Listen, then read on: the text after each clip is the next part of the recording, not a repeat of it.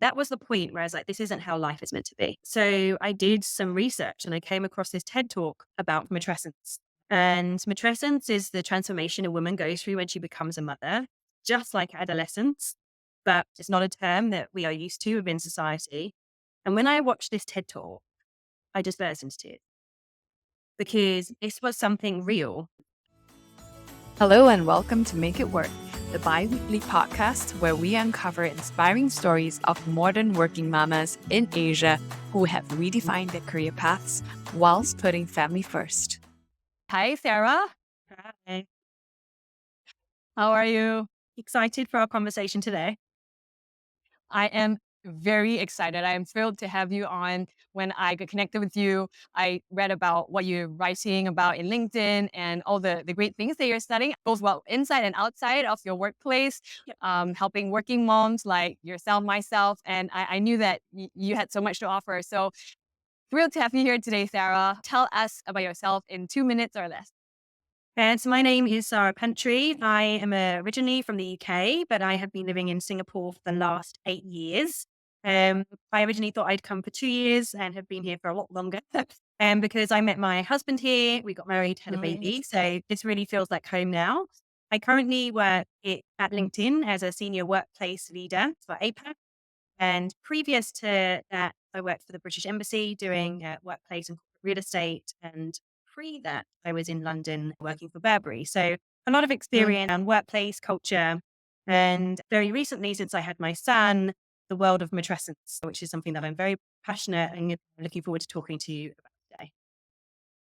Yes, it's such an interesting word when you first introduced it to me, but I would love to, just dive into how you found out about it, what you learned about it, and what you're doing for that. But just a little before that, maybe you could tell us what a day in your life looks like today for Sarah Petrie. Sure. My son is my alarm clock.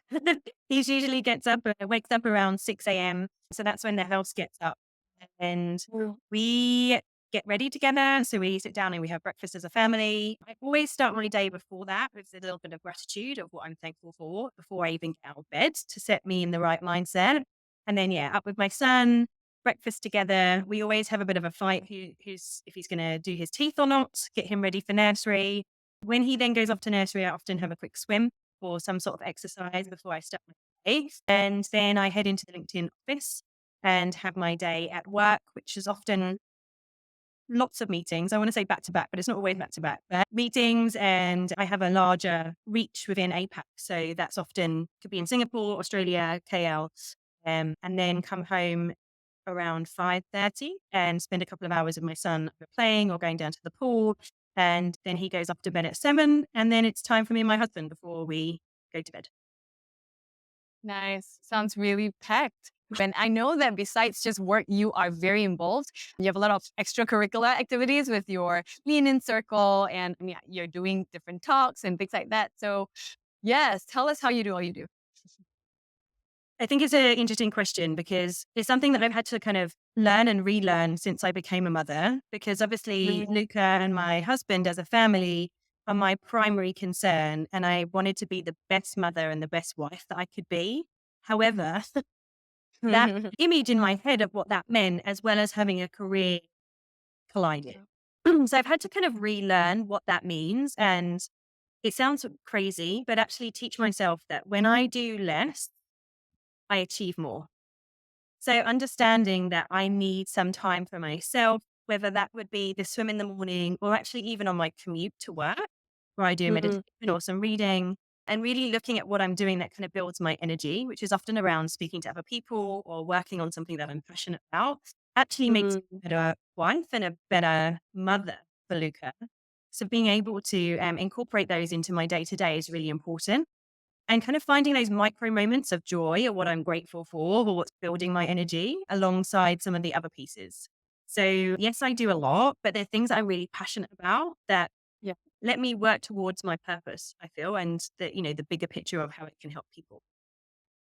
Great. Yeah, I hear a lot about how you're managing your energy and how you're prioritizing what gives you energy and giving time and space for it such that you realize that doing less is more. That sounds like something that takes a bit of time to learn. And even before this, when we were having a conversation, you talked about how busyness is often worn as a badge of honor.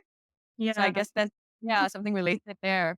It's definitely something that I'm really conscious Mm, of at the moment because everyone mm, says, "Oh, how are you? Busy?" And you just go, "Yeah, yeah, yeah, really busy." But actually, does it need to be that way? Because I feel like we just do that as an automatic and it's part of what society is telling us it should be. But actually, that busyness causes burnout. Because if we rest, we think we're being lazy.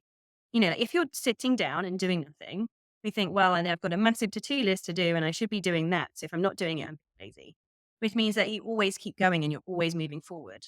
But what I've actually learned is when I rest and I have given my body a chance to recuperate, to nurture myself, that actually I can achieve more than really, really pushing when there's a lot of friction to do that. And then I don't sleep really, I'm tired all the time. I'm cranky. I'm actually showing up as a person that isn't me. And then it causes a bigger impact on not just my life, but other people's lives that I'm actually coming into contact with. such wise words. And I'm sure the journey of becoming a mom played a big part of this learning and unlearning. So, bring us back to when you became a mom or through that process. How did that change your perspective about this, about life, about work, and your approach? Yeah. I often say to people, I've been a manager of large teams for a long time. And up until I had my son, I thought I had it down. I was like, I'm supportive, I get it, I'm there, I help them through that transition of coming back to work and what that means. Oh my goodness, Mhm. I was so far off. I can't believe how far off I was. And I treated motherhood just like anything else in my life. What always worked for me is if you work hard and you do your research and you apply Mm. it, then you will be successful. So I did exactly that. I must have read about 50 books. I went to every parenting class, every hypnobirthing class. I had checklists for everything that I needed. I made my husband do all of it as well. And I Oh, was like, wow. yeah, I'm there. I've done it. I've applied the success measures that's always worked in my life. And, we're good. This is going to be the way to go. And then I had my son, and it wasn't COVID. There was a lot of restrictions, which meant it wasn't as easy for the social elements of parenting classes. You couldn't have a doula in the hospital and, all these kind of things. But when I actually had my son, it just hit me in a way that I couldn't have anticipated. It felt like a massive kick in the stomach. I've always been the social connector for people, Mm. the person that people can rely on, that comes to, that keeps people together and solves issues and, is good at Mm. it. However, when I had my son, I just completely contracted. I didn't want to speak to anybody. I didn't even want to send my friends or my family pictures of the baby. I had a lot of healthcare professionals saying to me, fill out this postpartum depression questionnaire. I knew it wasn't that, but I didn't understand where the feelings were coming from and how alien they felt because it didn't feel like me. And in that expansion from me to we, as the way I say, I, I Mm. know what to do. Like all these things that usually if I made a decision, I would see consequences if it was the wrong one. And suddenly I had this tiny little baby that I loved more than anything else on this earth. And I wanted to give him absolutely everything. And the choice paralyzed me because if I made the wrong one, he'd be the one that suffered. Mhm. So I looked for a lot of external validation, whether it be podcasts, social media, books, and there was Mm. so much conflicting information. It was difficult to cut through the noise. And I often went and did things I wasn't 100% happy with and, came through from there. So and then at that point, 5 months postpartum, I then went back to work full time of having to juggle Okay. my son and be that person.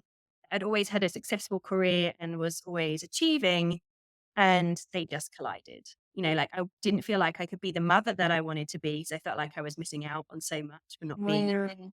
Also felt like at work I wasn't the person that I was before. And how could I even come to being able to deliver what I used to deliver? And I did that for about 6 months. And that was when I started to get panic attacks. I'd never had panic Mm. attacks any time in my life. And that's what happened. And that was the point where I was like, this isn't how life is meant to be. Mm. To be this.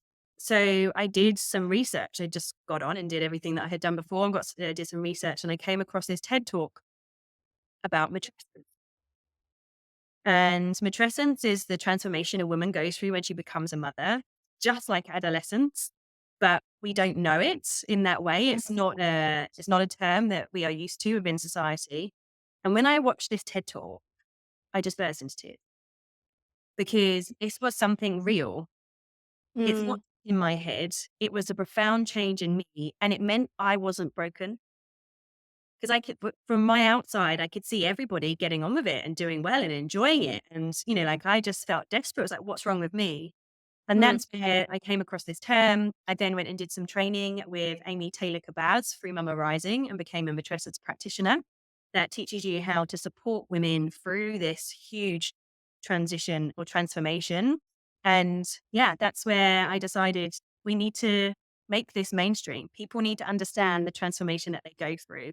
And words make worlds, in my opinion. Mhm. Someone starts talking about it and starts to bring some more awareness.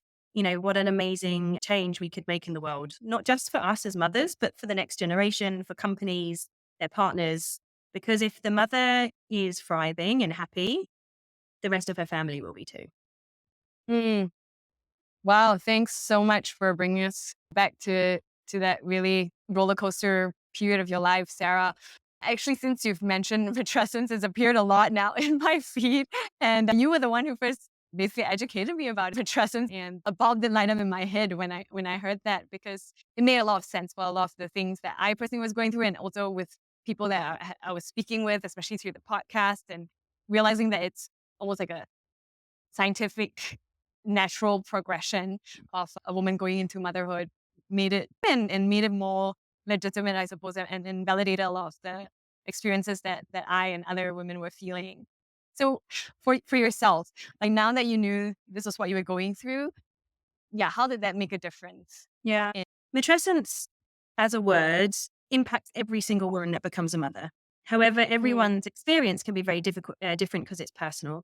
And it Mm. impacts every single aspect of your life, whether that be physical, mental, emotional, social, economic, like literally that change impacts every single bit of your life. So for me, yes, 100%. I think that change had already started happening before I even understood what it was. But Mm. understanding that this was something that everybody goes through and understanding that I didn't need to bounce backwards to where I was before, because actually that's not possible. Actually leaning into what you're becoming Mm. and not just seeing the negative, because often a lot of the things that we look at for motherhood is negative. So you have like the maternity penalty, if you're looking at mum guilt, if you're looking at mum brain, all these things in our society Mm. Yeah. and negative motion on them. But when you start to break it down, and like you said, Mm. understand the science behind it, Mhm. understands that if you took a brain scan of every woman in the world, a computer algorithm could tell with 100% accuracy who was a mother and who wasn't, because the changes to the brain are that profound. These pieces, I think, Wow. we don't understand. We don't know these because we're not taught them, or we're Yeah. not we're not told. And if you're looking at mum guilt, like a lot of women go back to work in Asia 3 months, 12 weeks postpartum. Well, actually, at 6 months postpartum, Mm. the hormones in your brain are at their peak. And those hormones that are at their peak make you channel in just to your baby to keep it alive, keep it with you that whole time. So that's actually mum guilt of coming back to work and feeling that Mm. split. It's not something Mm. you can change yourself. That is actually a response of your body. And I think if we can understand some of Mm. the research and the science behind it, it normalizes it. And it makes us feel like it's not just us. It's not just our issue to fix. Actually, we need to be able to support parents, whether they're mothers or fathers, coming back to work postpartum or from maternity leave in different ways. Because actually, if you're looking at it, we don't do it right. And we ask ourselves every International Women's Day, why have we not got more women in senior positions in global companies? But Right. we don't address motherhood. So Right. from that perspective, I think, yes, 100% it has changed my perspective on how Mm. I act myself, or even for that inner critic, like Mm. that I'm not enough or what I'm doing isn't enough. Because I actually answer back to that now and say, well, I'm only 2.5 years old as a mum. I wouldn't Yeah. expect a half-year-old to know everything. Why should I, Yeah. like move from those? that's from a personal perspective. And I've also realigned my own Mm, definition of what a good mother is and what a mm, successful woman is. So mm, I'm kind of taking myself on that journey, what suits me rather than what I think I should. So those mm. are some of the big things that I've done myself.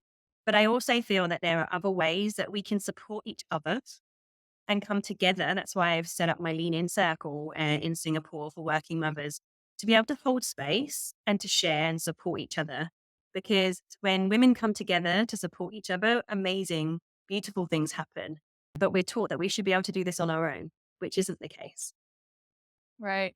So many thoughts there, Sarah. Yeah, when you're talking, I just remember a quote that really spoke to me as well, is that when a child is born, a mother is born. And it feels almost like you should know how to do all these things because you have the information at your hands. But the truth is, nothing really goes according to plan A. I've never had anybody say, like, it went exactly how I expected it.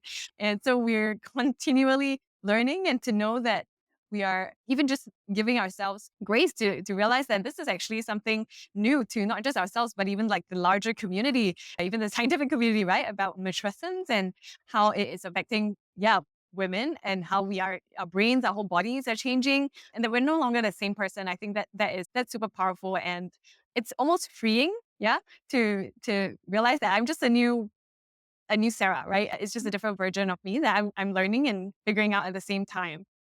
And I think as well, one of the other things that's been a massive realization for me of becoming a mother Mhm. is to trust my intuition and my Mhm. instinct. Because actually, what is right for me might not be right for you. Mhm. Everyone has their own opinions. There's so many parenting books, there's so much noise.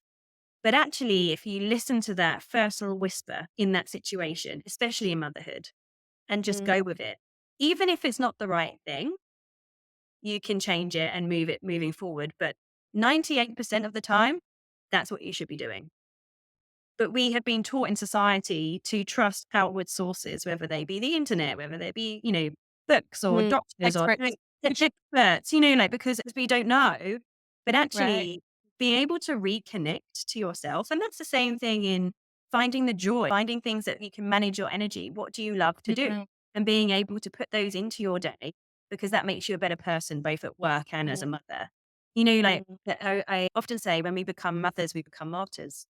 We believe that everybody else is more important than us, Yeah. Yeah. and we do everything else for everybody else, but Yeah. forget about ourselves, and then we get sick or we burn out.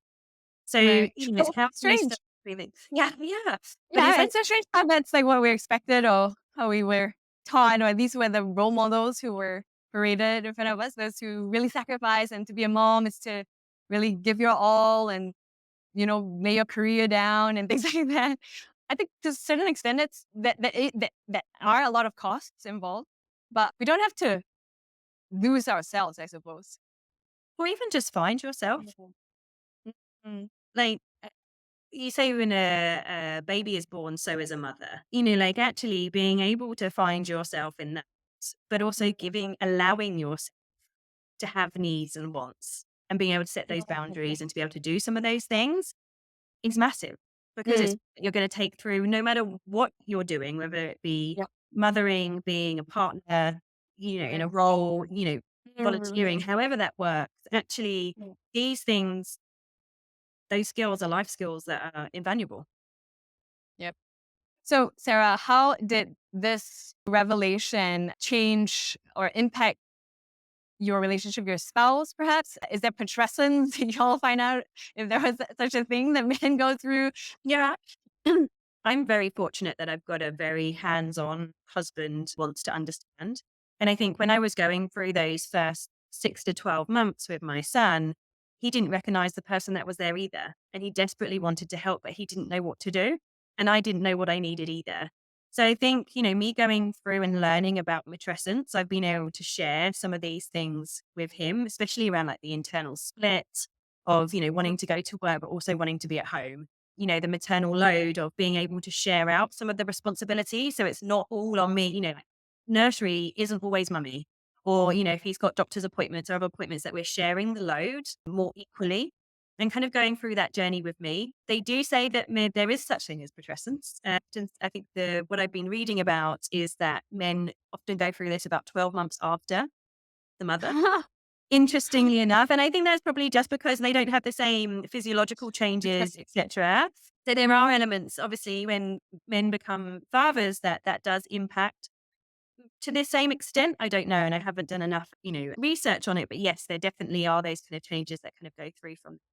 And I think for me and my husband, Stefan, actually, it's created a platform where we feel that we can talk to each other, that there's less resentment if he's doing something that I don't agree with, or vice versa, that we have a level playing field there to be able to raise it together without it getting to a point where it's coming from anger or, really strong resentment. Actually, we're able to call it out and a lot earlier than we would have previously. Mm.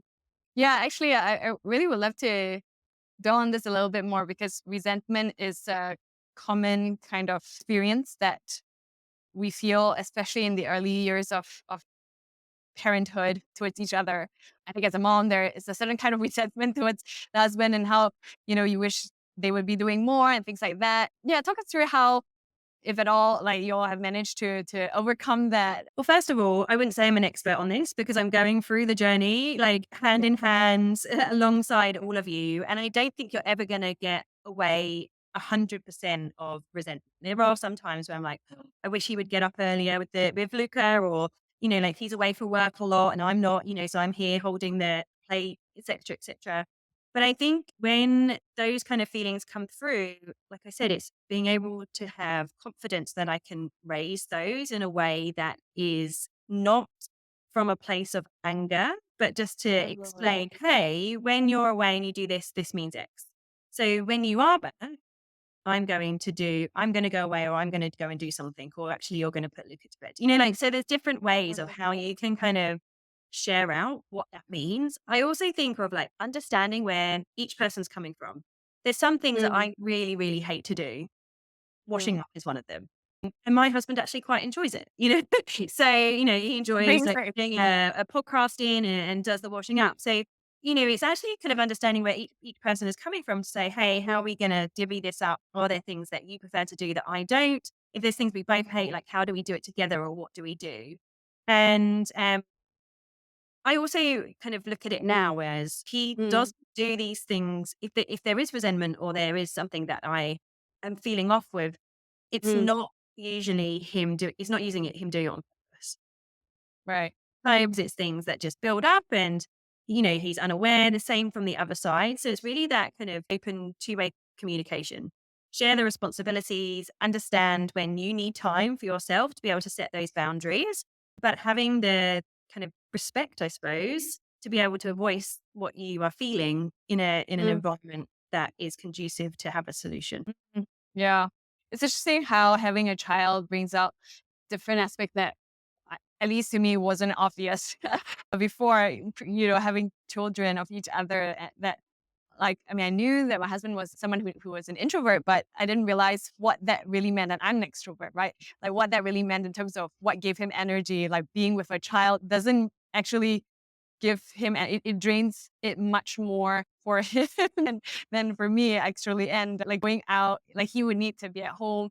I need to go out of the kid. And so it was just a big learning, I think, Mhm. It and we helps continue and to how to learn. work as a unit, right? Like Yeah. I listened to an amazing podcast by Brené Brown, and she was saying, like have your number. Like if you're coming back and you're a 2, then the person needs to pick the sucker. I'm an 8, so I'll take your 2 and I'll be the 10.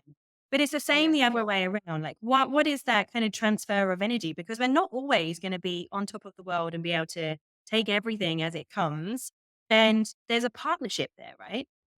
So yeah, that's how I would look, like what are those ways that you can work towards together to make it work? Mm, yes, making it work indeed. So, Sarah, you are raising a child outside of your home country. What have been the big learnings or differences, yeah, that you've experienced in this time? It's hard to tell because I only got one baby and I've done it in Singapore. So I don't know any Yeah. difference. But I suppose one of the big learnings for me is find your tribe. Hmm. because I wasn't around friends and family. So a lot of my best friends have had kids and they're at home. When I was in Singapore, I went to Beloved Bumps and we were putting to groups, to meet other mums, etc. However, you don't Mm. have the 25 years of friendship where you Yeah. feel safe, secure, that you can be vulnerable. And one of the Right. big things for me was I didn't feel like I had anyone to say, hey, I'm struggling with this, because I was Mm. worried that I would be labeled as a bad mum or, Yeah. like I wasn't able to cope. Those weren't the things that I wanted to be portraying. So, kind of creating your own village, I suppose, making sure that you've got people that you need around you and being able to be in an environment where you have support that isn't just your husband, that isn't just your helper, that isn't just your work colleagues. Actually, having people that can hold space and that you feel safe to be able to raise things because everyone's going through similar. So where have you been able to find your tribe, your support? That's why I created the LeanIn Circle. Mm. So we have 11 ladies. We meet once a month and we go through some of the concepts of matrescence and other subjects which we think are going to be helpful. But really, primarily, we sit together and we hold space for each other. It's not about fixing, but it's being able to voice how you're feeling and understanding that you've got a support network around you that is more than just a play date. And I mean, this is the Lean Circle isn't about the Yeah. baby. It's about the mother and what you are going through and how that works, whether it be a transition back to work after having your second baby or not having it, being sleep deprived at 3 because your kids still aren't sleeping or, being put forward for a promotion, not getting it because, whatever that means or whatever you need in that point. And also trying to arm ourselves with some knowledge around what matrescence mean or some of the other concepts, whether it be finances for mothers or mum guilt, what that means, or your versions of success. Wonderful. And I think it's a good time to segue into how you bring your learnings into your workplace in LinkedIn. I feel like you're almost like a champion for that at your work, and you're probably known for that, which is how I even met you because of your colleague who said, "Hey, you should definitely meet Sarah because Yeah. she's such a big proponent of supporting working moms and in LinkedIn." So yes, tell us about how that journey has been and what's it like in your company.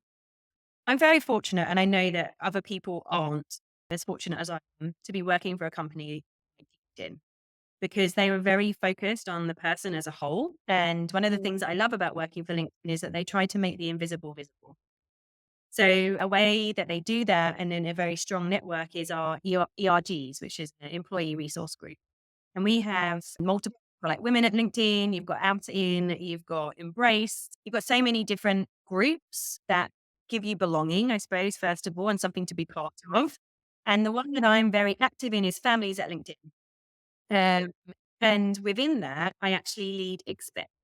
Everything's got an in it, a LinkedIn, and Yes. Really. it's a peer-to-peer mentoring program for mums and dads returning from maternity and paternity leave.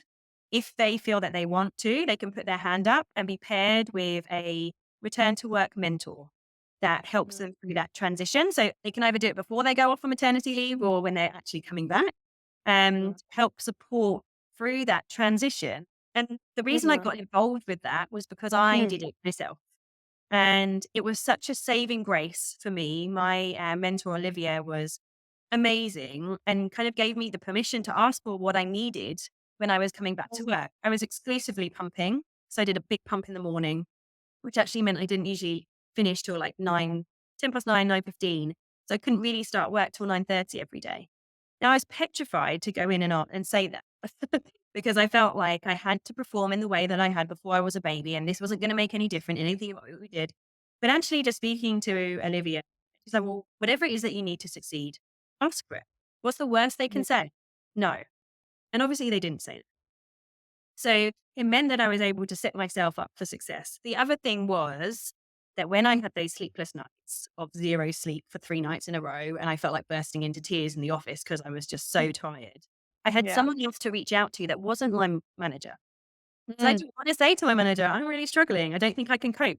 These aren't the conversations that I wanted to have. But Right. having someone else that I could ping and say, hey, I'm really struggling, like if you're in the office, can we grab a coffee or even a virtual coffee, like just for 20 minutes and having someone to listen and say, "Hey, I get it. I know." And there was, I think, 2 like occasions where she's like, "Sarah, just go and have it.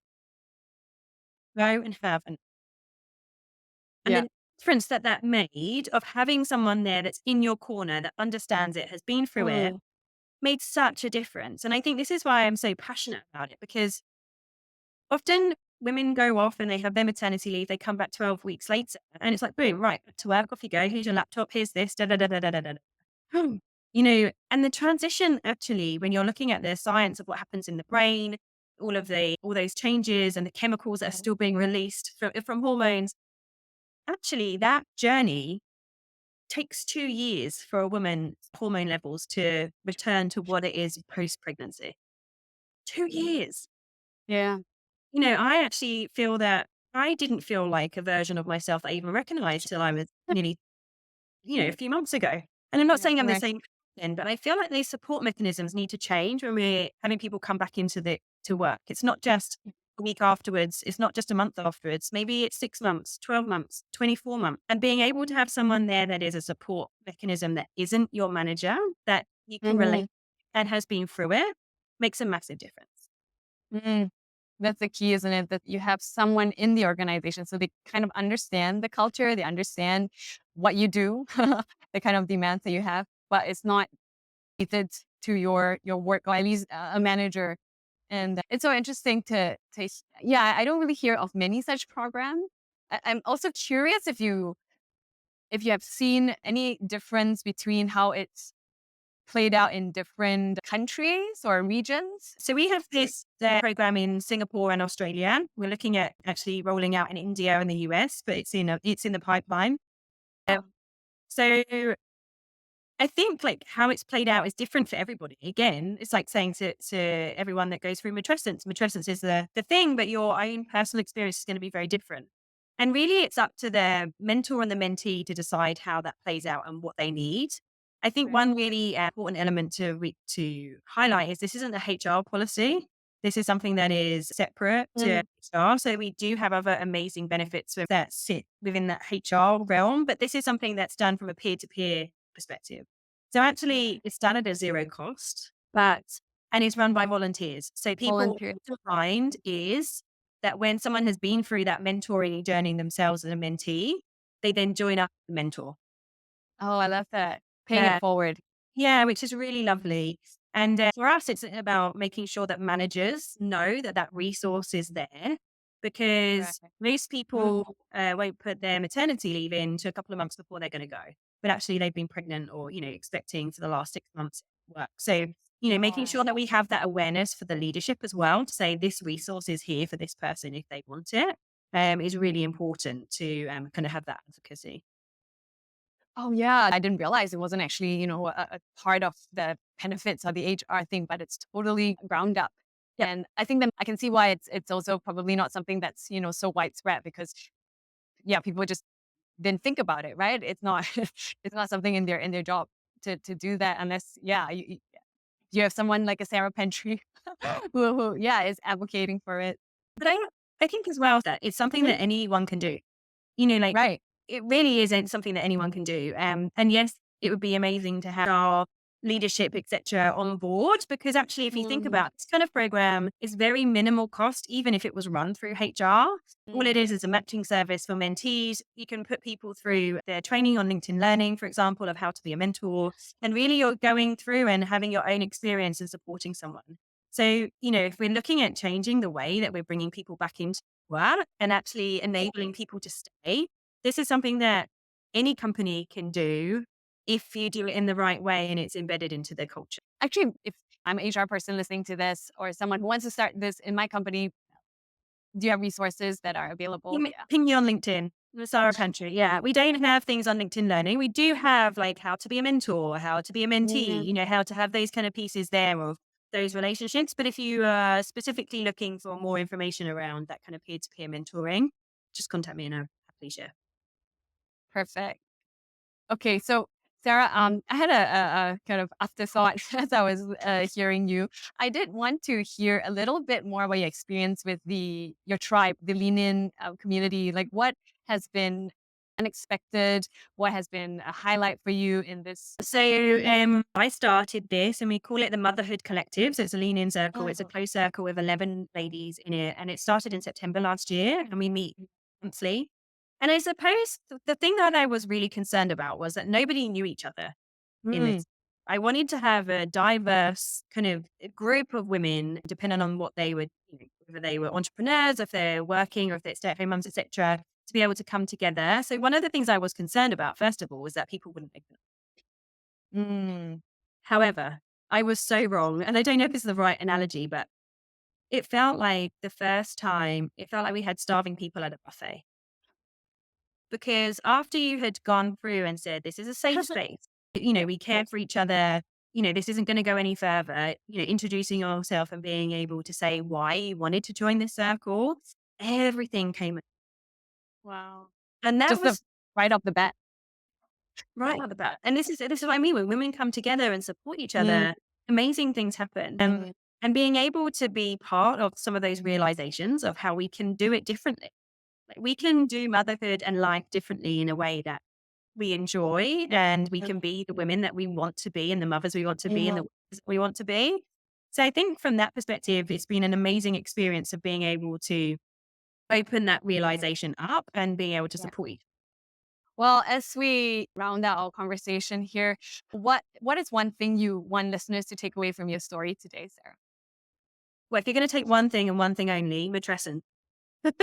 Matrescence is the word. And, you know, speak to people about it. Don't be frightened to talk to other mothers or other people within your organization, or even just check in if someone's come back to work recently and say, hey, how's it going? Check in with them, ask them about themselves rather than the baby. These are just really small things of if you're thinking about matrescence and what that transformation is, just a check in or understanding more about it. If you're just someone listening that wants to be able to do something positive, those small, tiny check ins, I think would mean the world to a lot of people. If you are a mother at home and you have been struggling with that transition of becoming a mother and understanding what that means, please know that you're not on your own because it's such a lonely place. And, comparison is the thief of joy. Stop looking at everyone on Instagram or whatever and thinking, well, if they can't do it, why can't I? Actually find someone that you trust to be able to speak to about it. Oh, yeah. I'm so glad that we managed to chat, Sarah, and hearing about the wonderful work that you're doing to put up more conversations about this important topic, to highlight and advocate for working moms inside and outside of the home. And yeah, I'm so encouraged and really inspired. And I'm sure all listeners are too. Thank you for listening to Make It Work, where we uncover inspiring stories of modern working mamas in Asia who have redefined their careers whilst putting family first. Please help others discover the show by leaving a review and rating on wherever you get your podcast. Don't forget to follow us on our Instagram, LinkedIn, YouTube, and TikTok. Meanwhile, here's to you making it work.